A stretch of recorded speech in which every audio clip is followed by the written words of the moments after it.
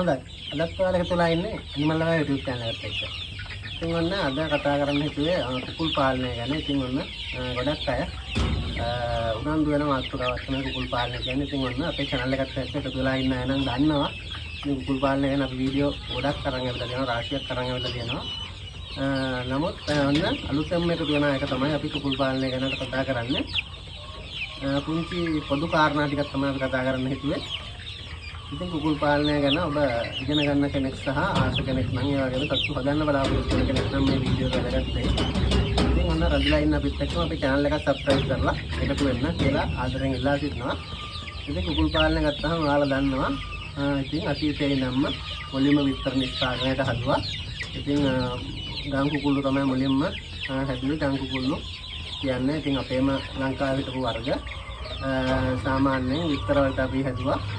ඉතින් ඊට පස්සේ මේක වාණිජව කරන් යද්දි ඉස්සරදී මේ සත්තු ඇහිඳගෙන කාලා තමයි සත්තු පෝෂණය වුණේ. අපි බාහිර ලොකුවට කැම දෙන්නේ කියන ගෙදර ඉතුරු කරන දුල් ටිකේ වගේ දේවල් තමයි දීලා හැදුවේ. නමුත් මේක වාණිජව කරන් යද්දි ගම් කුකුළුත් විශේෂ වර්ග බිහි කරා. ඉතින් කරදකොල්ලා ඒ වගේ අලුත් ප්‍රභේද බිහි කරලා ගකුල් පාලනයත් මේ අවස්ථාවේදී හොඳින්ම ක්‍රියාත්මක වෙනවා ලංකාවේ. ඉතින් ගම්බිතර ලොකු ඉල්ලුමක් තියෙනවා. ඉතින් විශේෂයෙන් කුඩා ළමයි ඉන්න තැන්වල ගම්බිතර වලට ඉල්ලීමක් තියෙනවා.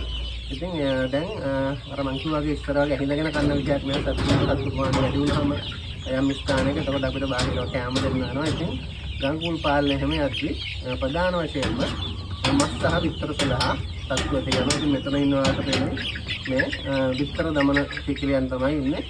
මේ වර්ධනය වෙන අවධියේ ඉන්නේ. දැන්ට මාසයක් වෙනවා සත්තු ප්‍රමාණය ඉන්නේ.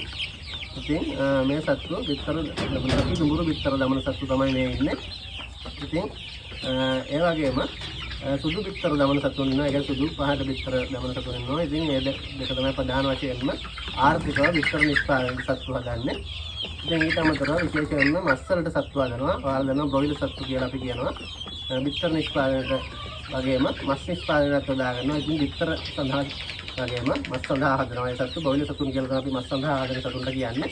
ඊට අමතරව ලංකාවේ යම් තරමක් දුරට ජනප්‍රියයි පොර මුකුලන් ඇති කරනවා. ඒ කියන්නේ කුකුල් පොර සඳහා සතුන් ඇති කිරීම සිදු කරනවා. ඉතින් මේක ඉන්දියාව වගේ රටවල ගොඩක් ජනප්‍රියයි.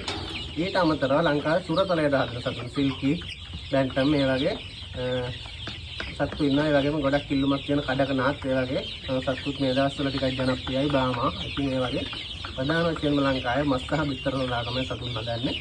ඉතින් ඔන්න මෙයාලා අපි හැටි කරන ක්‍රම තියෙනවා. නිදලි ක්‍රම, ඒ කියන්නේ එළියට ඇරලා හදනවා.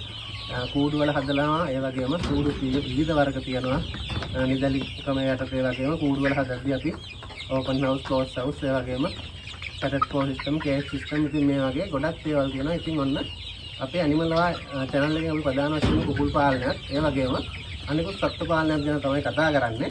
ඉතින් ඔබට අවශ්‍ය නම් අපේ channel එකේ තියෙන කුකුල් පාලනය ගැන කතා කරපු ගොඩාක් වීඩියෝ. ඉතින් ඒවා එක්ක එකතු වෙන්න අපි ඉදිරියේදී කුකුල් පාලනය ගැන විශාල වශයෙන් වීඩියෝ අරගෙන නවීන තාක්ෂණයත් එක්ක ඒ වගේම ඔබට මේ කුකුල් පැටව ගැන දැනුම ගන්න වගේම කුකුල් පැටව මිලදී ගැනීමටත් අපෙන් පුළුවන්. ඕනම කුකුල් වර්ගයක් අපෙන් මිලදී ගන්න පුළුවන්. අපේ නම් එක තමයි 0.783 451 454 0.783 451 ඔබට මොනවා හරි දැනගන්න ඕන මේ නම එකට කතා කරන්න. අපේ channel එකටත් එකතු වෙන්න subscribe කරලා එහෙනම් තවත් දවසක මේ වගේම වැදගත් වීඩියෝ එකකින් හමු වෙමු.